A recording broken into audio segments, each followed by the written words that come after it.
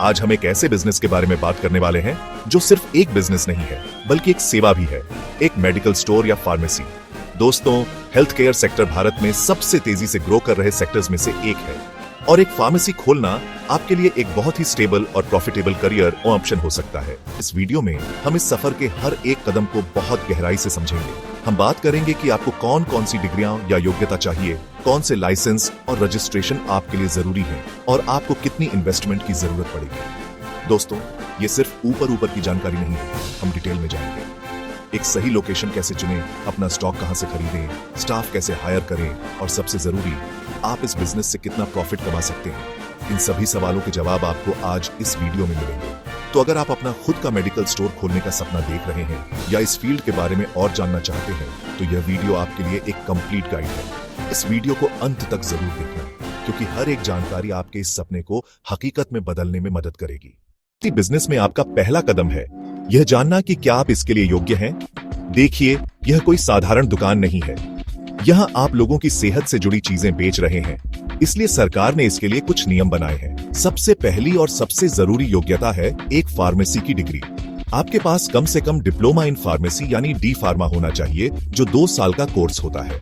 अगर आपके पास bachelor of pharmacy यानी बी फार्मा की डिग्री है, जो 4 साल का कोर्स है, तो यह और भी बेहतर है।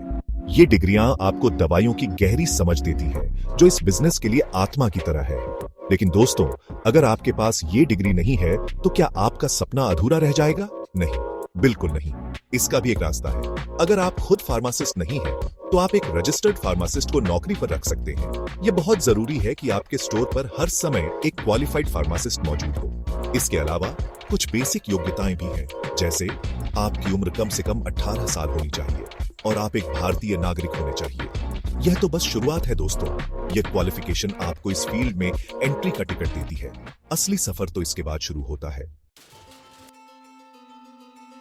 दोस्तों, एक बार जब आप योग्यता की शर्त पूरी कर लेते हैं तो अगला और सबसे महत्वपूर्ण पड़ाव आता है कानूनी प्रक्रिया यानी लाइसेंस और रजिस्ट्रेशन। इसे आप इस बिजनेस की नींव समझ सकते हैं। सबसे पहला और सबसे जरूरी लाइसेंस है ड्रग लाइसेंस। यह लाइसेंस आपको आपके राज्य के ड्रग कंट्रोल डिपार्टमेंट से मिलता है।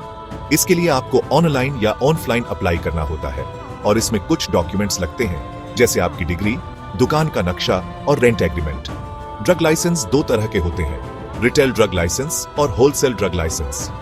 आपको अपनी दुकान के लिए रिटेल लाइसेंस की जरूरत होगी। इस प्रोसेस में थोड़ा समय लग सकता है, इसलिए धैर्य रखना बहुत जरूरी है। ड्रग लाइसेंस के बाद आता है जीएसटी रजिस्ट्रेशन।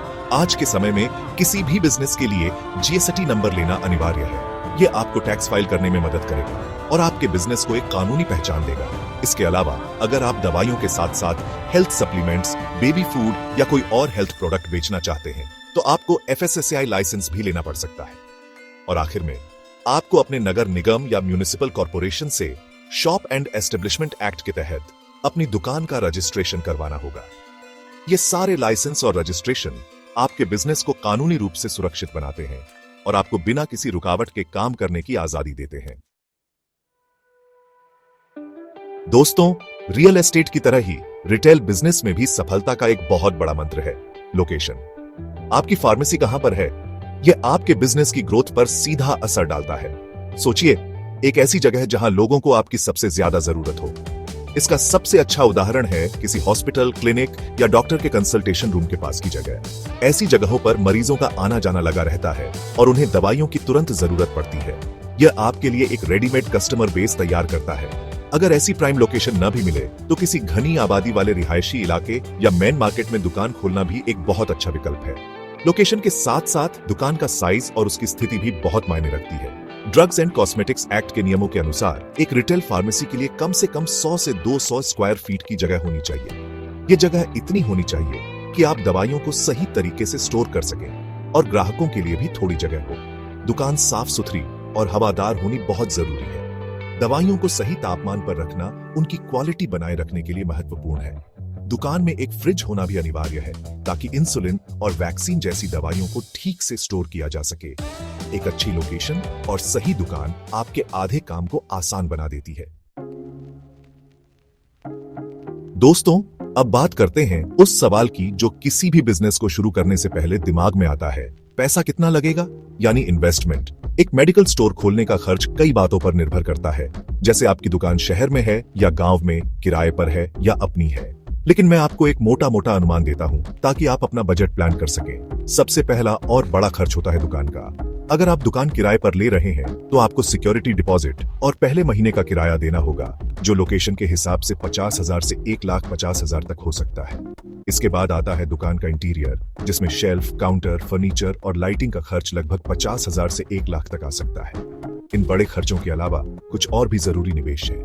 लाइसेंस और रजिस्ट्रेशन की प्रक्रिया में लगभग 10,000 से 25,000 तक लग सकते हैं। सबसे महत्वपूर्ण निवेश है दवाइयों का शुरुआती स्टॉक, जिसमें आपको कम से कम 1,00,000 से 3,00,000 लगाने पड़ सकते हैं। आपको एक कंप्यूटर, बिलिंग सॉफ्टवेयर और प्रिंटर की भी जरूरत होगी, जिसका खर्च करीब 30,000 से 50,000 आएगा। इन सबको मिलाकर एक छोटा मेडिकल स्टोर शुरू करने की कुल लागत लगभग 3,00,000 से 7,00,000 के बीच आ सकती है। यह एक बड़ा अमाउंट लग सकता है, लेकिन याद रखिए, यह एक लॉन्ग टर्म इन्वेस्टमेंट है जो आपको भविष्य में अच्छा रिटर्न देगा।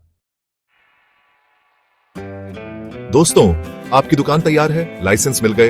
अब सवाल आता है कि इस दुकान में जान कैसे डालें, और दुकान की जान होती है उसका स्टॉक, यानी दवाइयां। सही सप्लायर और डिस्ट्रीब्यूटर चुनना आपके प्रॉफिट और आपकी साख दोनों के लिए बहुत जरूरी है। शुरुआत में आपको अपने इलाके के लोकल होलसेलर्स और डिस्ट्रीब्यूटर्स से संपर्क करना चाहिए। इनसे आपको दवाइयां आसानी से और जल्दी मिल जाएंगी। आपको रिसर्च करनी होगी कि आपके एरिया में कौन कौन से बड़े डिस्ट्रीब्यूटर्स हैं जो सभी टॉप मेडिकल कंपनियों जैसे सिप्ला, सन फार्मा, डॉ रेड्डीज आदि की दवाइयां सप्लाई करते हैं। इन डिस्ट्रीब्यूटर्स से अच्छे रिलेशन बनाना बहुत जरूरी है। जब आप सप्लायर्स से डील करें तो कुछ बातों का खास ध्यान रखें। कोशिश करें कि आप सीधे कंपनियों के ऑथराइज्ड डिस्ट्रीब्यूटर्स से ही माल खरीदें। इससे आपको असली दवाइयां मिलने की गारंटी रहती है। थोक में दवाइयां खरीदने पर आपको अच्छा डिस्काउंट मिल सकता है, जिससे आपका प्रॉफिट मार्जिन बढ़ेगा। शुरुआत में उन दवाइयों का स्टॉक ज्यादा रखें जो आपके इलाके के डॉक्टर्स सबसे ज्यादा लिखते हैं, जैसे कि बुखार, दर्द, सर्दी, खांसी और कुछ कॉमन एंटीबायोटिक्स। धीरे धीरे जब आपका बिजनेस बढ़ेगा, तब आप और भी स्पेसिफिक दवाइयों का स्टॉक रख सकते हैं। एक अच्छा स्टॉक मैनेजमेंट सिस्टम आपके बिजनेस को सुचारू रूप से चलाने में बहुत मदद करता है। दोस्तों, कोई भी बिजनेस अकेले नहीं चलाया जा सकता। आपको एक अच्छी टीम की जरूरत होती है। मेडिकल स्टोर के मामले में आपकी टीम आपकी सबसे बड़ी ताकत है। कानून के अनुसार आपकी दुकान पर हर समय एक रजिस्टर्ड फार्मासिस्ट का होना अनिवार्य है। अगर आप खुद फार्मासिस्ट हैं तो यह बहुत अच्छी बात है, लेकिन अगर नहीं तो आपको एक क्वालिफाइड और भरोसेमंद फार्मासिस्ट को हायर करना होगा। एक अच्छा फार्मासिस्ट न केवल दवाइयां सही ढंग से देता है, बल्कि ग्राहकों को सही सलाह भी दे सकता है, जिससे आपका कस्टमर बेस मजबूत होता है। फार्मासिस्ट की सैलरी शहर और अनुभव के आधार पर 15,000 से 25,000 रुपए प्रति माह तक हो सकती है। फार्मासिस्ट के अलावा आपको एक सहायक या हेल्पर की भी जरूरत पड़ सकती है। यह व्यक्ति दुकान की साफ सफाई, स्टॉक को व्यवस्थित करने और ग्राहकों को अटेंड करने जैसे कामों में आपकी मदद कर सकता है। इससे फार्मासिस्ट का काम हल्का हो जाता है और वह अपने मुख्य काम यानी प्रिस्क्रिप्शन को समझने और दवाइयां देने पर ध्यान केंद्रित कर सकता है। एक सहायक की सैलरी 8,000 से 12,000 रुपए प्रति माह हो सकती है। जब आप स्टाफ हायर करें तो उनकी क्वालिफिकेशन के साथ साथ उनके व्यवहार और कम्युनिकेशन स्किल्स पर भी ध्यान दें। एक विनम्र और मददगार स्टाफ आपके ग्राहकों को बार बार आपकी दुकान पर आने के लिए प्रोत्साहित करेगा। दोस्तों, आपने एक शानदार दुकान खोल ली, अच्छा स्टॉक भर लिया और एक बेहतरीन टीम भी बना ली, लेकिन लोगों को कैसे पता चलेगा कि आपकी दुकान खुल गई है? यहीं पर काम आती है मार्केटिंग और प्रमोशन।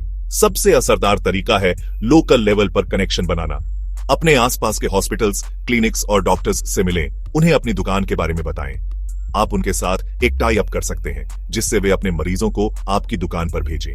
यह एक भरोसेमंद तरीका है जिससे आपको शुरुआत से ही अच्छे ग्राहक मिलने लगते हैं। इसके अलावा आप अपनी दुकान के उद्घाटन के समय कुछ ऑफर्स या डिस्काउंट दे सकते हैं, ताकि ज्यादा से ज्यादा लोग आपकी दुकान के बारे में जानें। आज के डिजिटल युग में ऑनलाइन प्रमोशन को नजरअंदाज नहीं किया जा सकता। आप अपनी दुकान का एक गूगल माय बिजनेस पेज बना सकते हैं, ताकि जब भी कोई गूगल पर नजदीकी मेडिकल स्टोर सर्च करे तो आपकी दुकान का नाम सबसे ऊपर आए। आप व्हाट्सएप या फेसबुक के जरिए अपने रेगुलर कस्टमर्स को ऑफर्स और नए हेल्थ प्रोडक्ट्स की जानकारी भी दे सकते हैं। छोटे छोटे बैनर और पैम्फलेट छपवाकर आप अपने इलाके में बंटवा सकते हैं। याद रखिए, मार्केटिंग का मतलब सिर्फ बेचना नहीं है, बल्कि लोगों के साथ एक रिश्ता बनाना है।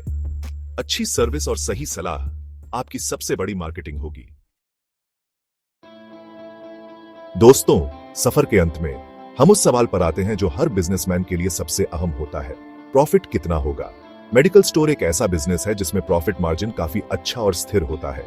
आमतौर पर ब्रांडेड दवाइयों पर रिटेल मार्जिन 15% से 25% तक होता है।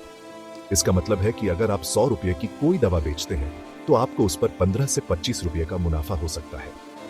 जेनेरिक दवाइयों पर यह मार्जिन और भी ज्यादा, कभी कभी 50% से भी ऊपर चला जाता है। इसके अलावा ओवर द काउंटर प्रोडक्ट्स जैसे कि health supplements, skin care products और सर्जिकल आइटम्स पर भी अच्छा मार्जिन मिलता है। अब बात करते हैं कि आप महीने का कितना कमा सकते हैं। यह पूरी तरह से आपकी बिक्री पर निर्भर करता है। अगर आपकी लोकेशन अच्छी है और आपकी रोजाना की बिक्री 10,000 से 15,000 रुपये तक होती है तो आप सारे खर्चे निकालकर महीने का 30,000 से 50,000 रुपये तक का नेट प्रॉफिट कमा सकते हैं। जैसे जैसे आपका बिजनेस जमेगा और आपकी बिक्री बढ़ेगी, यह प्रॉफिट आसानी से 1 लाख रुपये प्रति माह या उससे भी ज्यादा हो सकता है। दोस्तों, यह एक ऐसा बिजनेस है जिसमें धैर्य की जरूरत होती है। शुरुआत में मुनाफा कम हो सकता है, लेकिन समय के साथ जब आपका कस्टमर बेस और भरोसा बढ़ेगा तो आपकी कमाई भी निश्चित रूप से बढ़ेगी। तो दोस्तों, यह थी मेडिकल स्टोर खोलने की पूरी जानकारी। हमने योग्यता से लेकर कमाई तक हर पहलू पर गहराई से बात की। जैसा कि आपने देखा, अगर आपकी प्लानिंग सही है, आपके पास जरूरी लाइसेंस है, आपने सही लोकेशन चुनी है और इन्वेस्टमेंट का सही बजट बनाया है, तो यह बिजनेस शुरू करना उतना मुश्किल नहीं है जितना लगता है। यह एक जिम्मेदारी भरा काम है, लेकिन यह आपको आर्थिक स्थिरता के साथ साथ समाज सेवा करने का संतोष भी देता है। शुरुआत में आपको कुछ चुनौतियों का सामना करना पड़ सकता है, जैसे कस्टमर बनाना, स्टॉक मैनेज करना, लेकिन यकीन मानिए, आपकी मेहनत और लगन से धीरे धीरे आपका बिजनेस जरूर ग्रो करेगा। अब आपके कुछ सवालों के जवाब दे देते हैं जो अक्सर पूछे जाते हैं। पहला, क्या बिना फार्मासिस्ट के स्टोर खोल सकते हैं? जी नहीं, कानून के मुताबिक दुकान पर हर समय एक रजिस्टर्ड फार्मासिस्ट का होना अनिवार्य है। दूसरा, कितनी जगह चाहिए?